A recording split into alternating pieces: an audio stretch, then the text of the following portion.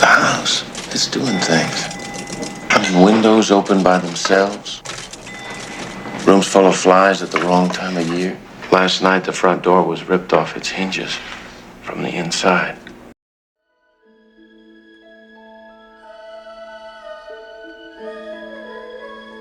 The Amityville Horror is a 1979 hit film that is based off of Jay Anson's 1977 book of the same name, which documented the alleged paranormal experiences of a real-life family who lived in the New York home.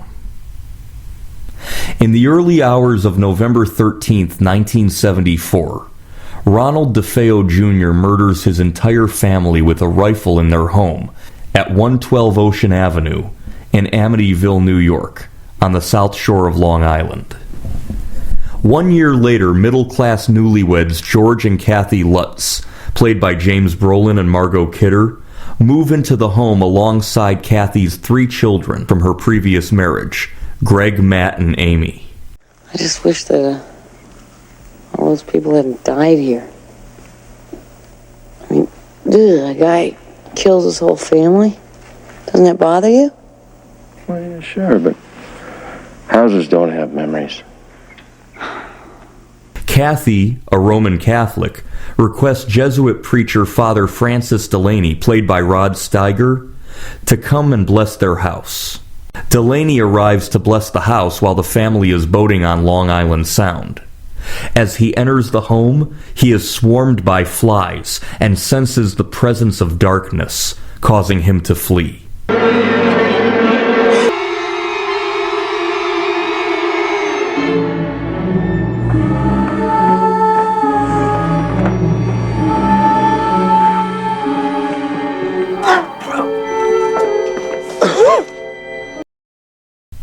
The same thing happens the following day when Kathy's Aunt Helena, a nun played by Irene Daly, becomes violently ill and has to leave during her visit. The Lutz family begins to undergo changes in their personality, with George becoming more angry and obsessing over keeping the house warm with firewood. Aren't you going to come to bed? In a minute. You know what? Maybe you should sleep in tomorrow. I got work to do. I don't want to be up to my ass in boxes forever. Kathy begins to have nightmares, and more creepy, inexplicable things continue to happen to the family within the house.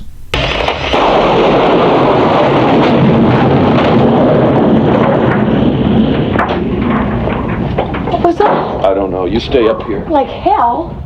Father Delaney and Father Bolin, played by Don Stroud, fear that something evil and demonic is lurking within the home. They attempt to inform the higher priests within the diocese, including a skeptical Father Ryan, played by Murray Hamilton. I am a trained psychotherapist. I went into that house, and what I saw there was real. What I felt there was real. And what I heard there was real. Now, gentlemen, I have a family in my parish that's at great risk. And they are facing real danger. Who the hell do you think you are?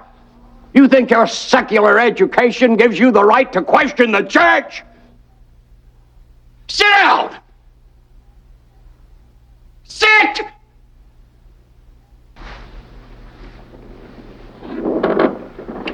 Now, you haven't told us one thing that can't be written off as simple hysteria. Even psychotherapists lose touch with reality sometimes. Your education doesn't give you any immunity. As more terrifying occurrences take place, Kathy does research into the history of the house, discovering that the home was built on land that was once a Shinnecock Indian burial ground. Is the house really haunted? And if it is, can George and Kathy save themselves and their children in time?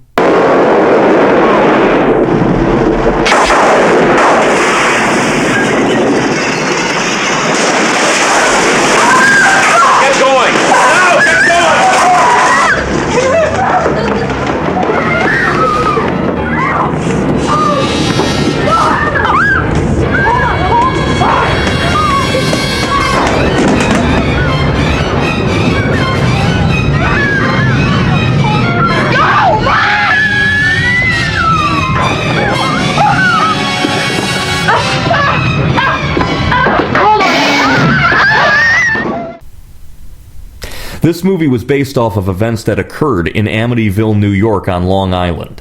On the night of November 13th, 1974, Ronald DeFeo Jr. shot and killed 6 members of his family inside the large Dutch colonial house. He was convicted of second-degree murder in November 1975 and sentenced to 150 years in prison. He died in prison in March 2021. A little over a year after the murders, in December 1975, George and Kathy Lutz and their 3 children moved into the house. After the occurrences which are explored in the movie plot, they moved out after just 28 days on January 13, 1976. That night in the house was so awful that the couple never publicly disclosed what exactly happened, but it was enough to have them leave all of their belongings behind and never return.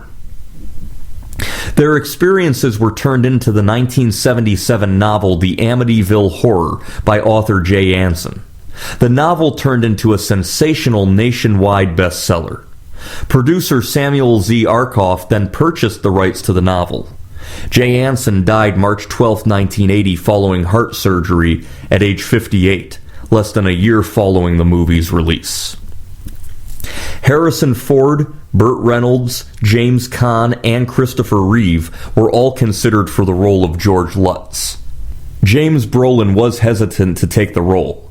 He was told that there was no script and that he must obtain a copy of Jay Anson's novel and read it as soon as possible. He had hung a pair of his pants up in the room earlier at a really tense part in the book. The pants fell down from wherever they were hanging. James Brolin jumped out of his chair, nearly crashing his head into the ceiling. It was then that Brolin said, "There's something to this story." He agreed to do the movie. Even though James Brolin became friendly with George Lutz and his children, he himself was highly doubtful of their story. Margot Kidder also went on record saying she didn't believe the Amityville story. Because the movie was made on a relatively moderate budget, James Brolin took less money up front, but with a promise of 10% of gross sales after its release. After the movie became an unexpected blockbuster, he eventually received $17 million. To draw in the flies, they rubbed honey on Rod Steiger's head. Shot in 7 weeks' time between October and December of 1978 in Toms River, New Jersey, a Dutch colonial home was converted to resemble the actual house at 112 Ocean Avenue in Amityville, New York. The film's creepy score was composed by Argentine-born pianist and composer Lalo Schifrin. He was best known for having composed the theme for the 1960s and 1970s CBS television series Mission Impossible, as well as the score to popular films including Cool Hand Luke, Bullet, Coogan's Bluff, Dirty Harry, Enter the Dragon, among many, many others. In 1983, Schifrin told CinemaScore magazine that he had an idea of doing a nursery rhyme, but more eerie. It is pretty damn creepy. Released into theaters on July 27, 1979, The Amityville Horror was a huge success. The film grossed a worldwide total of $86.4 million on a budget of only $4.7 million. The studio pushed rumors of strange occurrences that happened on set, but much of that was likely drummed up for publicity. This film was an enormous success, becoming the second highest grossing film of 1979 behind the drama hit Kramer vs. Kramer. In his 1973 nonfiction book, author Stephen King analyzed the Amityville Horror, identifying the metaphors regarding anxiety over home ownership and financial turmoil, citing the recent recession and energy crisis of the 1970s. King attributed the movie's success to audiences identifying with the lead characters, a middle-class couple who takes a large financial risk in purchasing a home, only for it to have dire interpersonal consequences. The time period that this movie was filmed and released, 1978-1979, was during the large economic recession that hit millions of Americans hard with high inflation and soaring interest rates. Whether or not any supernatural occurrences actually took place, who knows? Some have stated the novel hammed things up for the public curiosity. Others say it's all a hoax.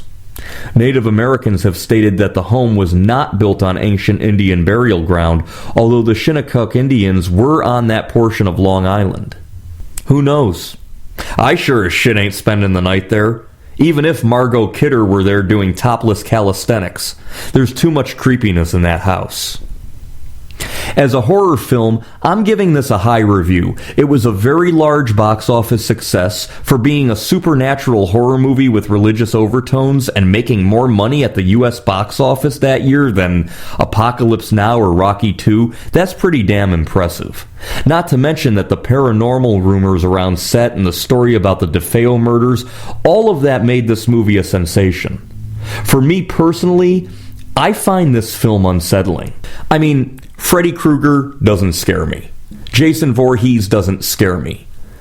Paranormal shit based on allegations of what may have really happened in a spooky house on Long Island where real murders took place in 1974? That shit is creepy. This is a scary movie to me.